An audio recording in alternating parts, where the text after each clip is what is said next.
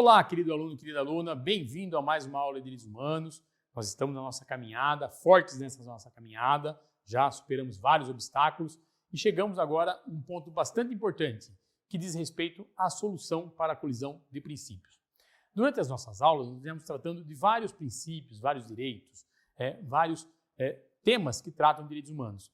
E hoje nós vamos falar naquela situação em que nós temos dois princípios, cada um, que contemplam um direito, em choque. Então nós vamos falar de solução para a colisão de princípios. A frase que eu escolhi para a aula de hoje é do Robert Alexie, que diz o seguinte: princípios são normas que ordenam que algo seja realizado na maior medida possível, dentro das possibilidades jurídicas e reais existentes. São mandados de otimização. Mas por que isso? Nós vamos ver daqui a pouquinho. Vamos lá. Na verdade, prevalece hoje a ideia de que os princípios, ao lado das regras, são espécies de normas. Eu confesso que não faz nem tanto tempo que eu estudei direito, mas na minha época, olha que saudosismo, hein? Mas na minha época se falava que os princípios não tinham força normativa, que eles eram usados apenas para suprir lacunas. E esse não é o entendimento que prevalece hoje. Prevalece o entendimento hoje que o princípio também tem força normativa ao lado das regras. Então, regras e princípios são espécies de normas, mas elas se diferenciam pelo grau de abstração. Por quê? Porque o princípio tem um grau de abstração um pouco mais elevado e a regra, um grau de abstração menor. Então, o princípio, por ter um grau de abstração muito elevado, ele depende de um processo de concretização, normalmente feito por um intérprete, para que seja aplicado no caso concreto. Na verdade, nós pegamos um princípio e vamos picando ele em subprincípios, até chegar em regras, que aí se tornam mais fáceis de serem aplicadas no caso concreto. Vejamos o caso da dignidade da pessoa humana. O que é a dignidade da pessoa humana? Ele contempla tudo. E aí nós tendemos ou fazemos uma separação da dignidade da pessoa humana em vida, saúde, educação. Vamos separando e dando concretude à dignidade da pessoa humana para permitir que ela seja aplicada no caso concreto. A situação é que, quando chegamos a uma regra, praticamente nós não temos mais grau de abstração. Ela já é concreta, ela já é própria para ser aplicada em uma determinada situação. E mesmo assim, eu tenho, em algumas vezes, conflitos.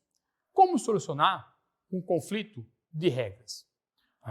Dworkin vai prever o seguinte: como as regras devem ser aplicadas numa lógica de tudo ou nada, ou ela é aplicada ou ela não é aplicada. E como que eu faço para escolher qual regra aplicar? Bom, uma opção é incluir uma cláusula de exceção em uma das regras. Então, por exemplo, foi o que o Constituinte fez no caso da casa, que ele estabeleceu que a casa é asilo inviolável, nela ninguém podendo entrar.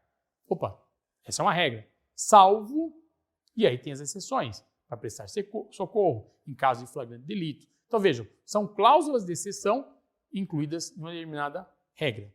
Claro que a inviolabilidade do domicílio é um princípio, mas esse princípio, para poder ser aplicado, ele vem sendo fracionado em subprincípios até chegar em regras. Bom, então uma primeira forma de solucionar um conflito de regras é colocando uma cláusula de exceção. Outra forma é reconhecer que uma das regras não é válida. Então, olha, eu tenho duas regras, elas se chocam, elas têm um conflito entre elas. Como que eu faço? Se não é caso de colocar uma cláusula de exceção, eu tenho que reconhecer que uma delas não é válida e eu a extirpo do ordenamento jurídico, prevalecendo só a demais. E, além disso, eu posso adotar alguns preceitos para prever que uma regra se aplica em detrimento de outra. Quais são esses preceitos? O tempo, muitas vezes. Fala, olha, tempus regit actum.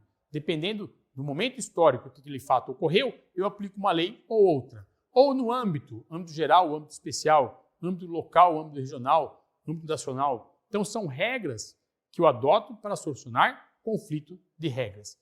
Mas isso não vale para os princípios. Por quê? Porque os princípios funcionam numa outra lógica.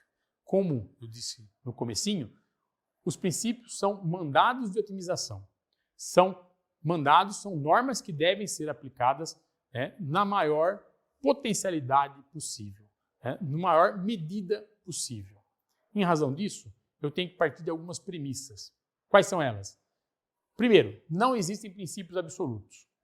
Não existe princípio absoluto. Todos os princípios são relativos. Por que isso? Porque em alguns momentos eles vão colidir e eu vou ter que ter um processo de ponderação para verificar qual prevalece. Mas isso não quer dizer que o outro vai ser anulado. Sempre ele continuará existindo, mas só será afastado momentaneamente. O que mais? Não existem, em regras, princípios nulos.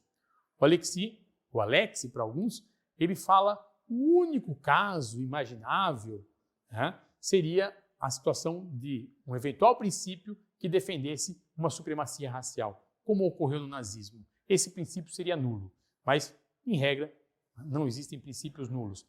Existem princípios relativos. Além disso, não existe uma hierarquia fixa entre os princípios. Não é possível falar, olha, esse princípio é melhor que aquele. Não. Em regra, todos estão no mesmo patamar. O que se pode imaginar é uma hierarquia prima facie, ou seja, uma hierarquia momentânea. O caso da Constituição brasileira é bem interessante. Nós poderíamos defender que aquele núcleo imodificável que compõe as cláusulas pétreas, lembram? Estudamos isso? Então, lá no artigo 60, parágrafo 4º, hein? Dá uma lidinha lá. Aqueles preceitos que compõem o núcleo imodificável, que compõem as cláusulas pétreas, teriam, prima facie, uma supremacia hierárquica em relação aos outros princípios. Mas isso há uma certa controvérsia. O que prevalece é o entendimento de que os princípios estão todos no mesmo patamar. E quando um colide com o outro, eu tenho que iniciar um processo de ponderação. Processo de ponderação. E como resolver? Existem algumas fórmulas. Mas vamos lá, qual seria o caso concreto, então, professor? Vocês poderiam estar me perguntando. Por exemplo, há em tese, uma presunção de inocência. Esse é um princípio que está ligado ao direito de liberdade. Então, a presunção de inocência. Se a presunção de inocência impõe que ninguém seja considerado culpado até o trânsito julgado da sentença ou até a decisão de segunda instância, como que eu posso prender alguém antes disso? Como que alguém pode ser preso em flagrante? Porque entra em jogo aí um outro princípio, um princípio que busca a segurança pública. Um direito fundamental à segurança pública também. Então, eu tenho, de um lado, o direito à liberdade do cidadão e, por outro, o direito à segurança pública da sociedade. Nesse choque entre princípios, eu vou ter que verificar o caso concreto. E, nesse caso concreto, ponderar para ver qual dos princípios ou qual dos direitos deve prevalecer. Há uma fórmula, ou algumas fórmulas, que coloca P1 em choque com P2. O que é P1? P1 é o princípio 1, P2 é o princípio 2. E esse Pzinho menor é o choque, onde tem a colisão. Eu tenho situações de P1 que prevalece sobre P2 e tenho situações de P2 que prevalece sobre P1. Mas essas fórmulas não nos interessam muito. Por quê? Porque são fórmulas que seriam adotadas se eu adotasse uma lógica de prevalência absoluta de princípios. Como nós vamos adotar uma prevalência condicionada, P1 e P2 não é tão importante, ou P2 sobre P1 não é tão importante. O que para nós é importante é a fórmula que prevê que P1 prevalece sobre P2 na condição 1 e que P2 prevalece sobre P1 na condição 2. O que isso significa? Significa que um princípio prevalece sobre o outro em determinada condição. E é que aquele princípio que foi preterido na situação anterior pode prevalecer no novo caso, numa nova condição. Vamos pegar o nosso exemplo lá da prisão?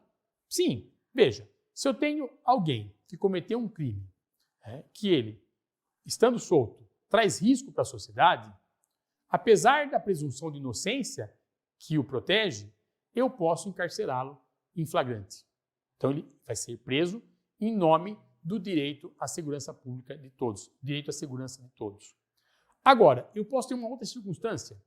Imaginemos um pai que se envolve num acidente de trânsito não intencional, sem nenhuma desejo de cometer, e o filho acaba falecendo. Ele se envolve no acidente, não por dolo, mas por culpa. Ele acaba sem desejar o resultado e acaba provocando a morte do filho. Esse pai precisa ser preso? Ou, nesse caso, é melhor que ele fique solto? Então, numa nova circunstância, prevalece um outro princípio, prevalece a presunção de inocência.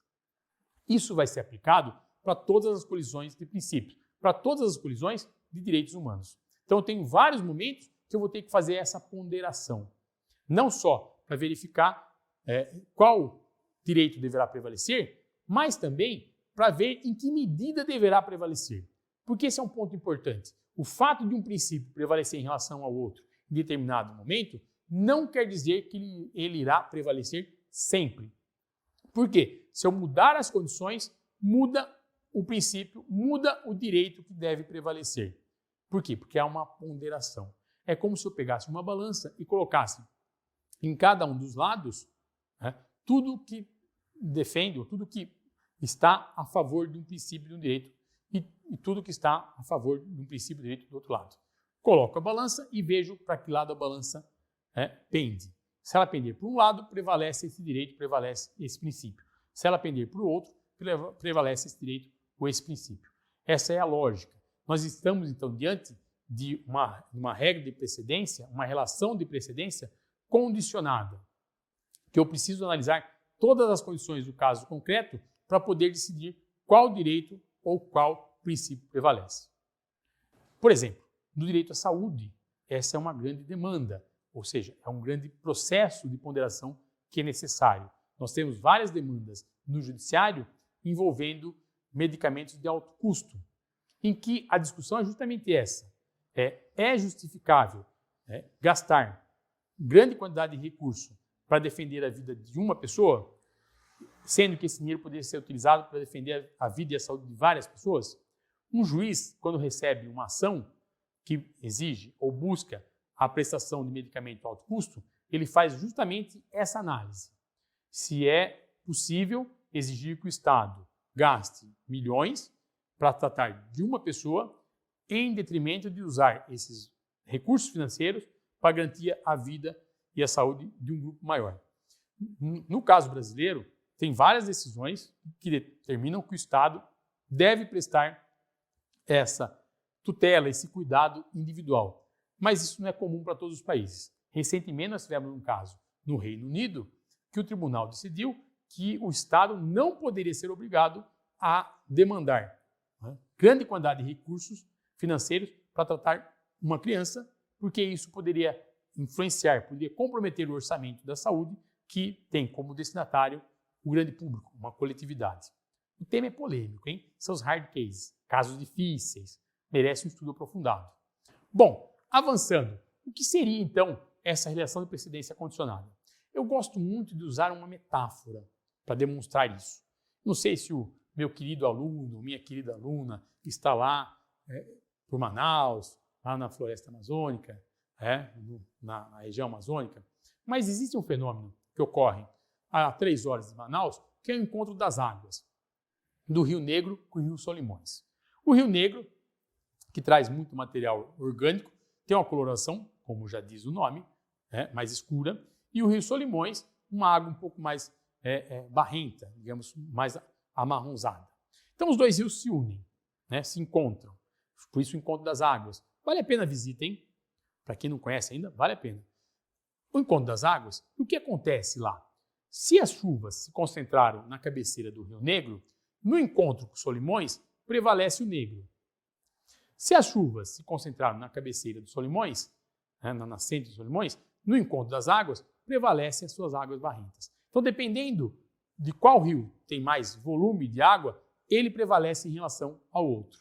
O outro não deixou de existir, ele continua existindo. Só que naquele momento ele acabou cedendo espaço ao outro. Assim é uma colisão de princípios. Quando os princípios se colidem, ora um prevalece, ora o outro prevalece. Claro, eles não deixam de existir, mas eles apenas se conformam de acordo com o caso concreto, de acordo com determinadas condições. E é assim que nós devemos solucionar conflito, ou melhor, colisão de princípios, de uma forma totalmente diversa do que ocorre com as regras. Bom, imagine os casos, imagine os dilemas éticos e morais, e imagine choque de princípios, choque de direitos. Acho que é um bom exercício para nós analisarmos esse processo de ponderação. Espero que possa aproveitar essa dica e e aprofundar os estudos de direitos humanos. Até a próxima aula.